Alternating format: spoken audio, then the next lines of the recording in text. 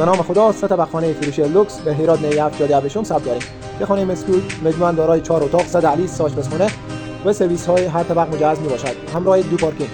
که طبقه اول 2 پارکینگ، دهلیز کلان، اتاق، آشپزخانه و سرویس ها و طبقه دوم 2 اتاق،